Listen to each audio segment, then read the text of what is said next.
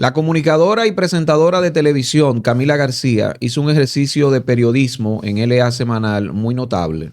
Dio clases frente a esos maestros que están ahí y hizo una pregunta, hizo dos preguntas muy punzantes, muy sentidas, cargadas de la esencia que tiene el periodismo, que es interpelar. Miren ahí. Buenas tardes a todos. Camila García. Presidente, ayer veíamos con buenos ojos la iniciativa de plásticos por útiles escolares, pero también veíamos las largas filas de padres esperando, que incluso durmieron ahí para que les entregaran los útiles escolares. Yo quisiera saber si eso no es un reflejo de la precariedad en los bolsillos de las familias dominicanas actualmente, cuando también se está hablando de un déficit fiscal más grande del que nos ha dicho el gobierno. Y por otro lado, y siguiendo en ese tenor, ayer se registraron 4 asesinatos más de niños en el país y ya hemos perdido la cuenta de cuántos casos de violencia victimal. Ninguno de los 4 tenían informes previos, ni habían informado previamente, esos 4 específicamente. Ni tenían, en el caso de la madre, que supuestamente, digo, hasta que termine la investigación, envenenó a los niños, no tenía tampoco pasado de salud mental. Eso es difícil de prever, son tragedias que pasan y que nosotros seguimos trabajando. Parte de esta educación es una educación en paz de la que tenemos que lograr. El déficit no es mayor del que previó el gobierno, ¿no es cierto? El gobierno va según el déficit. Ahora, en el nuevo presupuesto hay algunas proyecciones diferentes porque tenemos que responder a la nueva dinámica de la economía, tanto en el exterior como también en el interior. Esa política de plástico se da en todas partes del mundo. Y en todas partes del mundo siempre hay mucha gente que lo hace. Lo hace por necesidad, porque evidentemente hay personas que tienen necesidad. Lo que podemos decir es que nosotros le estamos entregando ya un 100% de los niños de las escuelas públicas, y por eso el bono a 1000 que algunos critican se está pasando a entregar desde hoy también para fortalecer a aquellos padres que no tienen los recursos, y eso va a 1000 familias. Es todo, lo está haciendo el gobierno, nunca se había hecho eso, pero desgraciadamente todavía hay personas en estado de pobreza que lo necesitan. Bueno, ahí está lo que preguntó Camila García, ¿no? Y esa fila primero, ¿no? Ese cordón miserioso que estaba ahí en el ayuntamiento de la flamante Carolina Mejía, ahí haciendo ejercicio del capitalismo del desastre. Básicamente eso fue lo que se vio, las miserias que la gente, como estos políticos barateros, estos gobernantes de segunda, pues les dan al pueblo dominicano con nuestro propio dinero, porque ese es el drama y ese es lo triste. Y como bien le dice, déficit fiscal, eso desnuda que la dimensión del déficit fiscal es más grande de lo que nos dice el gobierno. Nos oculta muchas cosas. Y ese traje desastre que fabrica el Banco Central, por ejemplo, pues está ahí, ¿no? Esas cifras maquilladitas, pues salen a flor de piel cuando vemos ejercicios como ese, encabezado por el Ayuntamiento de Carolina Mejía. Lo otro es todavía un drama más sentido, una suerte de lamentable, si se quiere, epidemia de feminicidios, de esas tristes ejecuciones que hacen familiares, tutores, en este caso a infantes, por diversas razones, por diversas razones. El caso, como bien mencionó ella, de ese tema de la salud mental, todo tiene que ver con la salud mental, y como ella le preguntó, y básicamente, ¿qué hace el gobierno frente a eso? Frente a esos temas. Esta mujer que dispone de la vida de sus 3 hijos Y también ella se desvive. Dejó una nota que se puede interpretar, ¿no? Como algo, como un dolor insondable, como mira, yo me voy del mundo y me voy junto a ellos para que no pasen lo que yo pasé. Uno no sabe, uno no conoce lo que ella pasó, uno no sabe de dónde vino, pero hay un dolor ahí. Y obviamente por el patrón que venía siguiendo, pues obviamente había un tema de salud mental que el gobierno no se ha preparado, ni le interesa enfrentar los desafíos que implica la salud mental y su desequilibrio, sobre todo desde el tema del encierro por el patógeno aquel. No le ha interesado al gobierno esa vaina. Y pasó en esta pregunta desafiante, porque el presidente Luis Abinader lo que responde luego es que son cosas que pasan y que ella no había sido diagnosticada, por ejemplo. Esa mujer no había sido diagnosticada. Pero dime tú, ¿cuánto cuesta diagnosticar a una persona que viene pasando una crisis de salud mental? Diagnosticarlo de adulto a un ser humano, a una persona, significa que han pasado muchos años de graves trastornos, porque lo ideal es que se diagnostiquen desde la infancia. Eso es lo ideal para poder hacer a ese ser humano cada vez más funcional y que no produzca el daño en la sociedad como el de esa mujer que le quitó la vida a sus 3 hijos, a niñitos que no tenían la culpa de eso, de su dolor. Y lo que dice el presidente de la República es que son cosas que no se pueden evitar, que son cosas que uno se le... Pero ven acá. Lo que tiene que hacer un gobernante que se respete y que tenga un poco de sentido de otredad, de empatía, que esa es la palabra, es decir, yo lo siento mucho. Fallamos como sistema ante esa realidad. Y nosotros vamos a tener que disponer políticas públicas, primero para incrementar y también incentivar a los estudiantes dominicanos, a los que van a la universidad, a que se fijen en carreras como la psiquiatría, por ejemplo, y también como la psicología, por ejemplo, y a diseñar políticas públicas que enfrenten eso. Señor, aquí nada más hay en el país, trabajando con toda esta crisis de salud mental en República Dominicana, oficialmente por lo menos registrados 200 y pico de psiquiatras. ¿Tú crees que da? ¿Tú crees que eso da? Cuando cada vez más se evidencia que la salud mental es un tema serio en el mundo y que han escalado los padecimientos en ese sentido en todas partes del mundo, repito. ¿Qué hace el gobierno ante eso?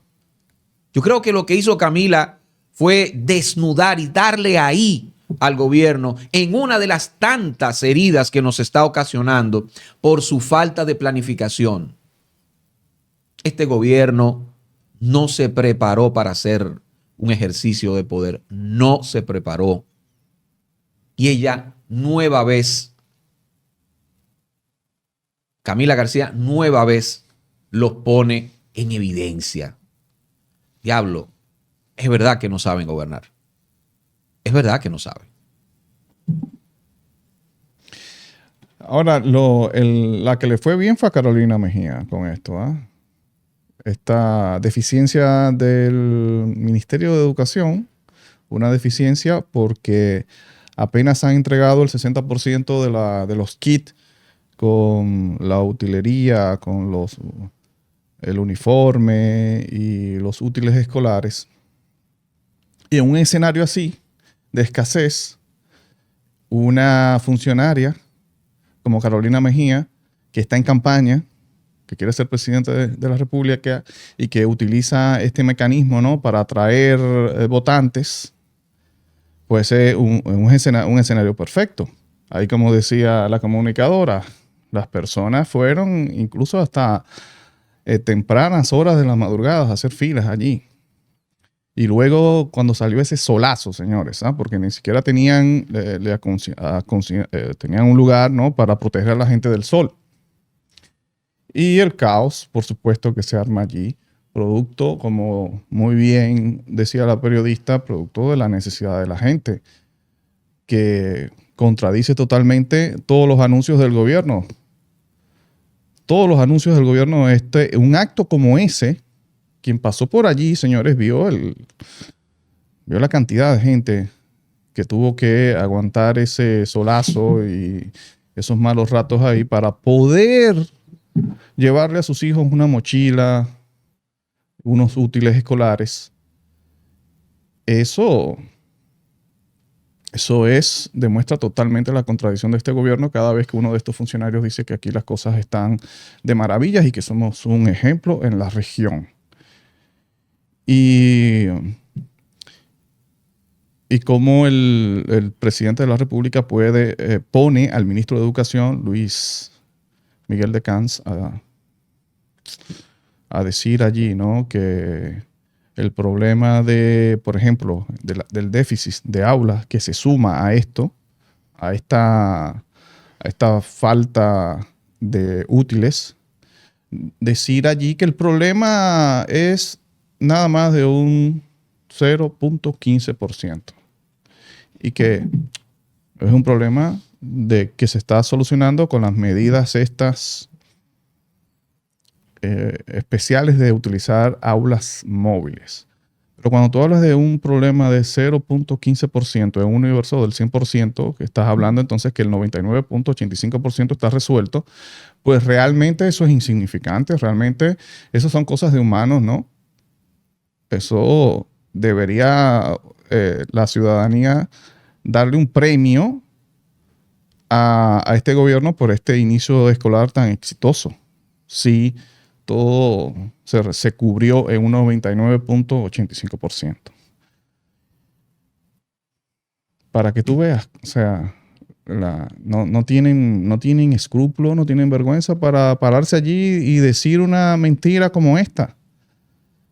Y repito, para que una funcionaria que está haciendo política con esto se beneficie además, ¿no? Totalmente, son unos descarados, de verdad. Son unos descarados. Luis Miguel de Camps, yo decía que, bueno, él está asumiendo ahora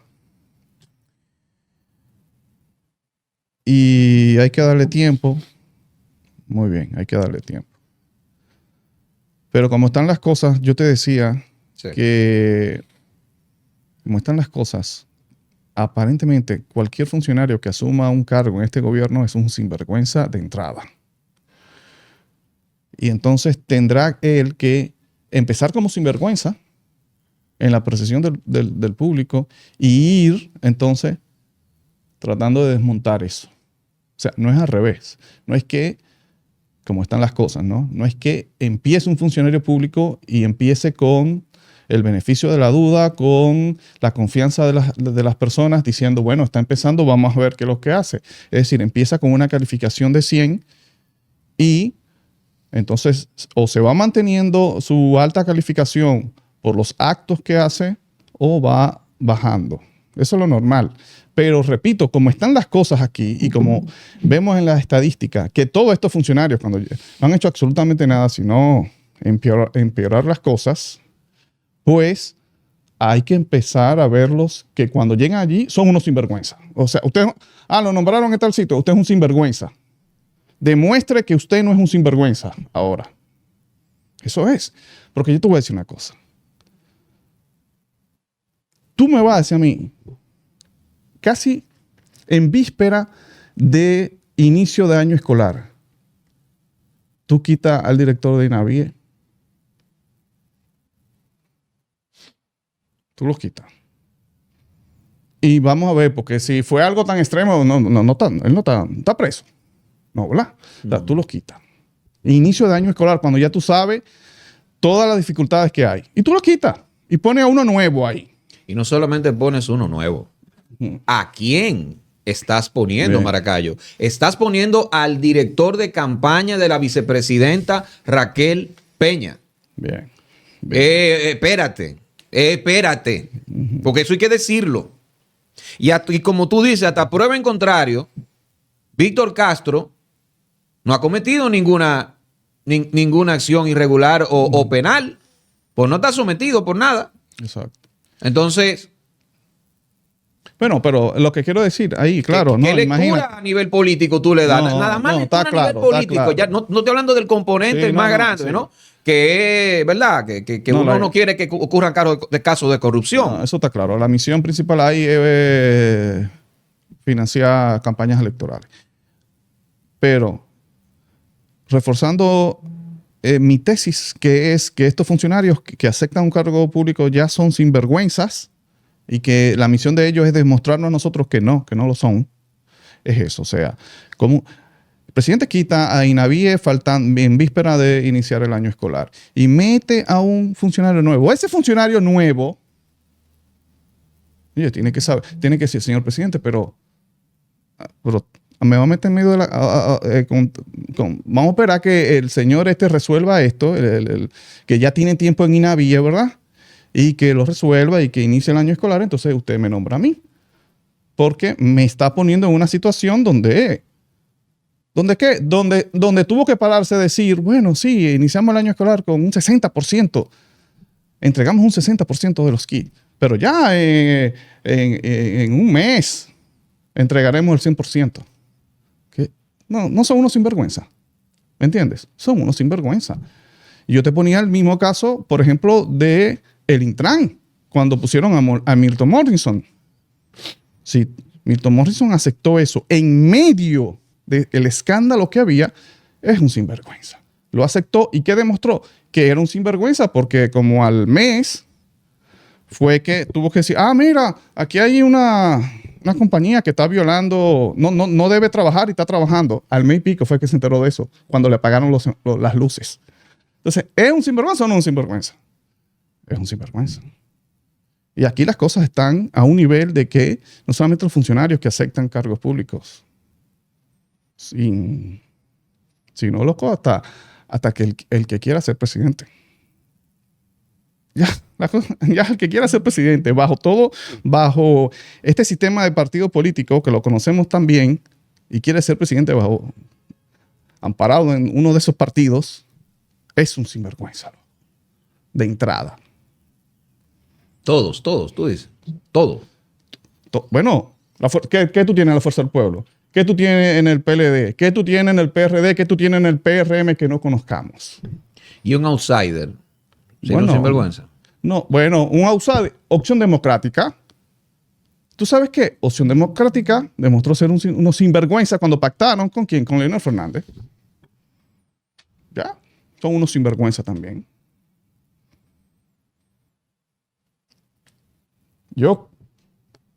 Un outsider que no pacte con ninguno de esos tipos. Con ninguno, loco. Hay que trabajar. Hay que tirar hacia la calle, hay que ir... Que probablemente tú lo ganes en el 2028, no, también es probable. Las cosas no se dan de ahora, no. Uno de los mejores ejemplos, y siempre te lo recuerdo, es el fenómeno de Hugo Chávez. La gente cree que Hugo Chávez salió de la noche a la mañana. No, señores.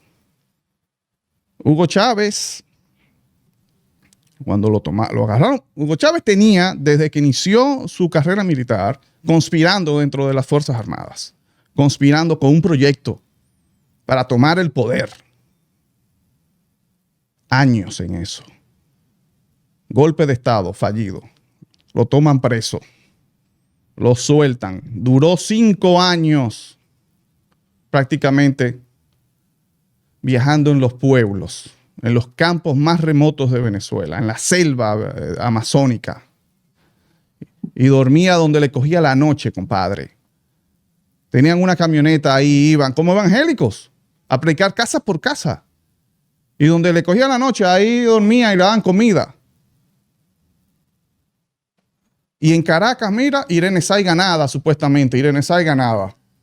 cuando ese tipo vino de allá, remontando todos los campos, todos los estados de Venezuela, y vino a Caracas, a tomar a Caracas, ya estaba ganado, compadre. Ahí lo sorprendió a todo el mundo. Entonces, ese outsider de aquí tiene que tomar eso como ejemplo. Esto no va a ser, esto no va a ser una noche. Es trabajar, es tirarse a la calle.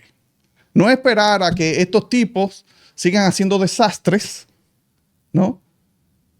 Y bueno, que el gobierno, el gobierno y los partidos tradicionales le hagan el trabajo a los outsiders. Sigan haciendo ese desastre ustedes. Yo me voy a sentar aquí a esperarlo. Para que ya cuando la gente se harte ya, o sea, que diga, no, bueno, hay que votar por quien sea. Mal indicio.